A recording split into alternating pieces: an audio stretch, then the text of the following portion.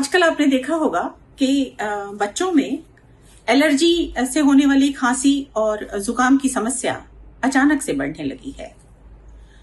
बहुत से बच्चों को तो सांस लेने में भी दिक्कत होती है और उनका सांस फूलने लगता है। छोटा बच्चा हो तो हम लोग अक्सर कहते हैं कि पहली सर्दी है, इसलिए ये सब समस्याएं हो रही हैं। लेकिन अगर इस बारे में डॉक्टरों से बात की जाए तो उनका कहना है कि इस मौसम में चूंकि प्रदूषण बढ़ जाता है और छोटे बच्चे उसको उस तरह से, उनके जो फेफड़े हैं वो प्रदूषण को उस तरह से स्वीकार नहीं कर पाते, उनका शरीर इसके लिए तैयार नहीं होता, इसलिए उन्हें एलर्जी हो जाती है, खांसी हो जाती है, जुकाम हो जाता है और कई बार तो उनकी सांस फूलने लगती है। बच्चे को इस तरह सांस फूलता हुआ देखकर लोग उन्हें अस्पताल लेकर भागते हैं। डॉक्टरों का कहना है कि इस तरह की बीमारी के साथ अस्पताल आने वाले बच्चों की संख्या में पिछले कुछ दिनों में 50% तक का इजाफा हो गया है। ऐसे में क्या किया जाए? बच्चे स्कूल तो जाएंगे, लेकिन डॉक्टरों की माने तो उनका कहना है कि बच्चों को स्कूल भेजना चूंकि जरूरी है तो स्कूल तो भेजें, लेकिन खेलने के लिए बाहर खुले मैदान में कतई ना भेजें।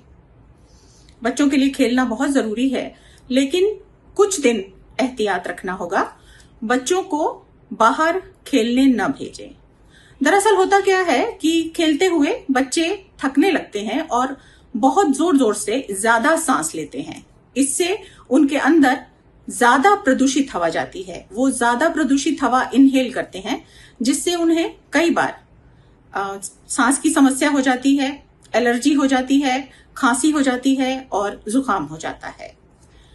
अगर कम हो, ये सब समस्याएं बहुत ज्यादा ना हो तो उनका घरेलू इलाज भी किया जाता है।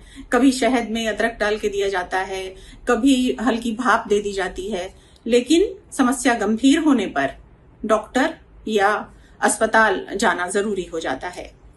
ऐसे में माता पिता इस बात का ध्यान रखें कि अपनी तरफ से बच्चे को कोई दवा ना दें।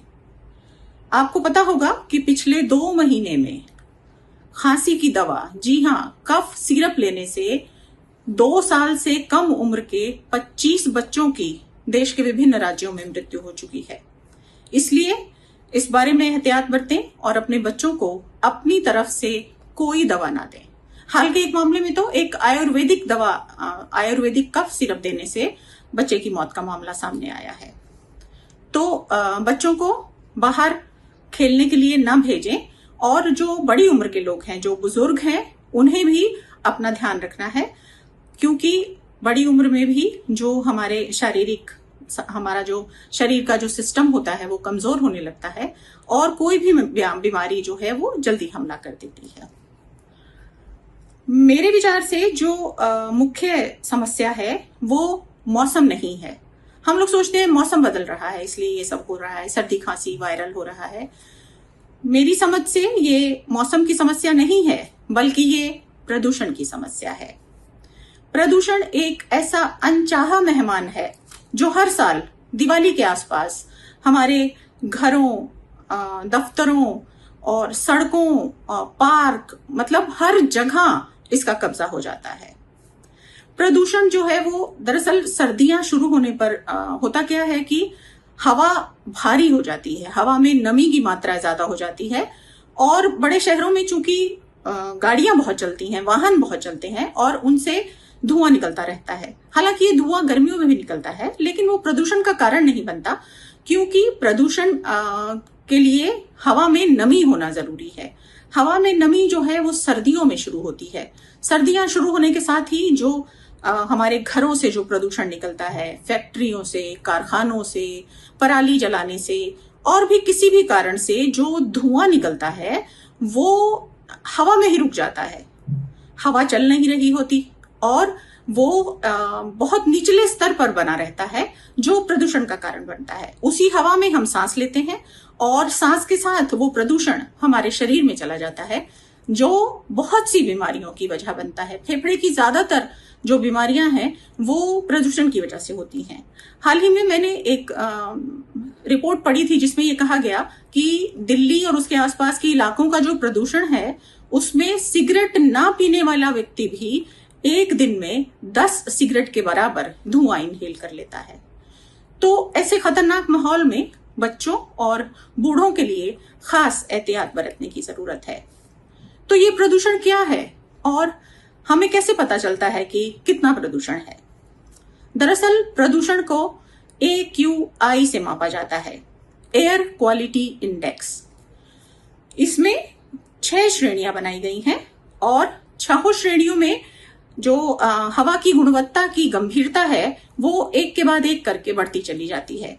इसमें 0 से लेकर 300 अंक तक 6 श्रेणियों को बांटा गया है। इस इंडेक्स में प्रत्येक श्रेणी का एक रंग निर्धारित रहता है और 0 से लेकर 300 के अंक तक जो एयर क्वालिटी इंडेक्स है उसमें यह बताया जाता है कि आपके शहर की हवा इस समय कितनी खराब है। तो बहुत बार आपने सुना होगा कि ऑरेंज अलर्ट जारी किया गया या रेड अलर्ट जारी किया गया। तो ये हवा में जो प्रदूषक तत्व होते हैं उनकी मात्रा के आधार पर ये निर्धारित किया जाता है कि इस समय किस तरह की चेतावनी जारी करने की जरूरत है। तो मैं आपको बताऊं कि ये 6 श्रेणियां कौन सी हैं जिससे आपको अंदाजा हो सकेगा कि आप किस समय किस तरह के प्रदूषण का सामना कर रहे हैं। यदि 0 से 50 AQI यदि 0 से 50 बताया जाए तो समझिए हवा अच्छी है और किसी को भी इससे किसी तरह का कोई खतरा नहीं है, किसी तरह के प्रदूषण का कोई खतरा नहीं है। इसे हरे रंग से आंका जाता है।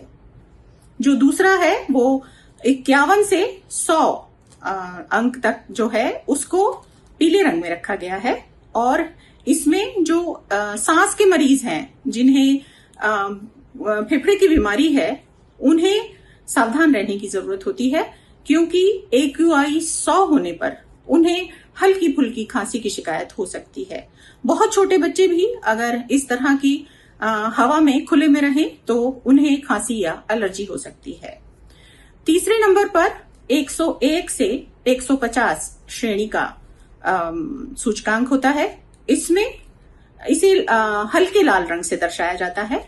इसका मतलब होता है कि अब स्थिति बहुत अच्छी नहीं रही है या अच्छी नहीं रही है और ऐसे में आपको थोड़ा संभलने की जरूरत है।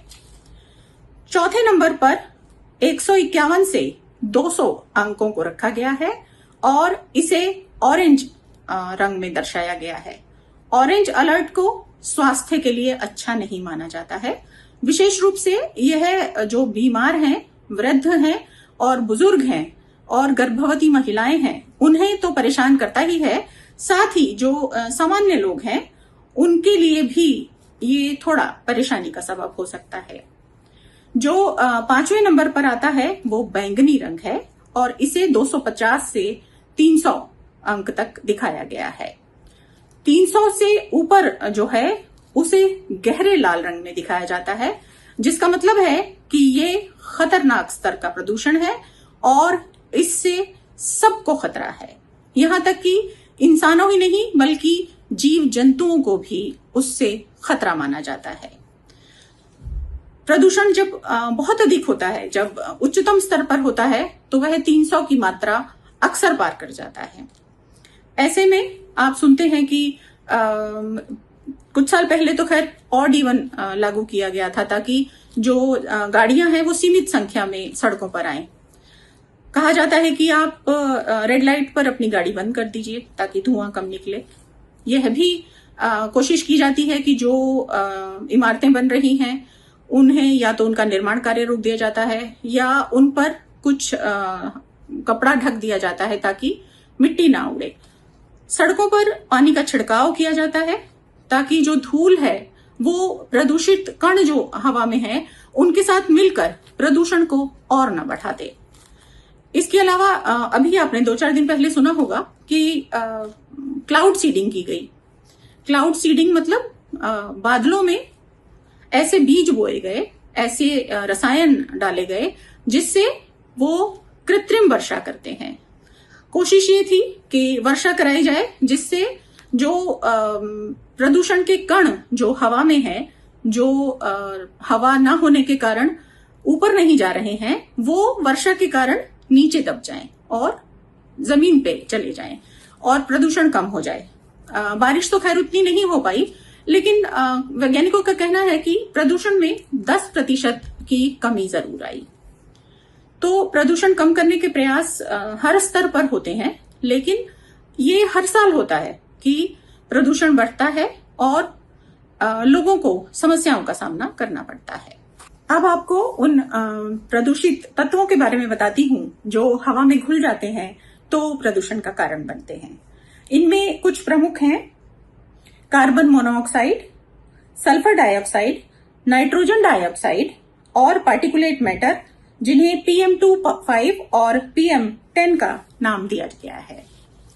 ये तमाम पार्टिकल जो हैं, ये धुएं से, धूल से, कारखानों से निकलने वाले धुएं से और बाकी जो तमाम तरह की गैसें रहती हैं हमारे वातावरण में, खासतौर से पराली जलने से जो धुआं उठता है, उन सब में ये गैसें पाई जाती हैं, जो दिवाली के आसपास, दिवाली गुजरने के बाद भी काफी दिनों तक इनका प्रभाव बना रहता है और ये प्रदूषण का कारण बनती हैं।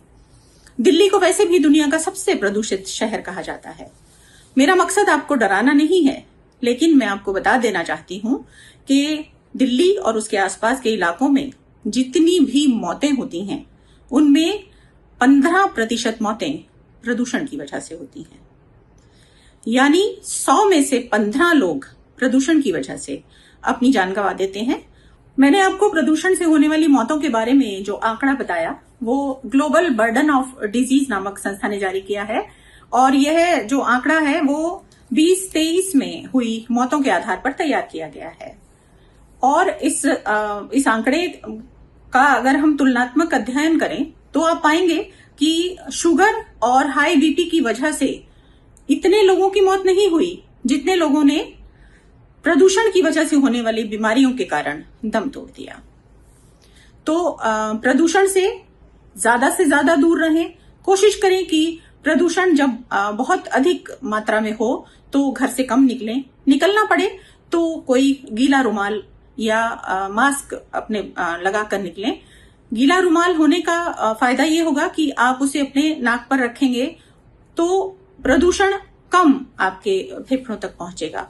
बच्चों को खासतौर से प्रदूषण से बचाएं और रात के समय उन्हें रुई की एक हल्की परत उनके कपड़ों के अंदर लगा दें, ताकि सर्दी बढ़ने पर उन्हें सर्दी ना लगे। और अगर उन्हें सर्दी लगेगी और खांसी जुकाम होगा तो प्रदूषण उसको ज्यादा नुकसान पहुंचाएगा। उससे प्रदूषण से वो जो एलर्जी है वो उसे और ज्यादा परेशान करेगी। तो आज का ये वीडियो अब यहीं समाप्त करती हूँ। आशा है आपको पसंद आया होगा। पसंद आया हो तो इसे लाइक कीजिएगा, मेरे चैनल को सब्सक्राइब कीजिएगा और इसे अपने दोस्तों, रिश्तेदारों, जानने वालों के साथ शेयर भी कीजिएगा। वीडियो देखने के लिए बहुत शुक्रिया।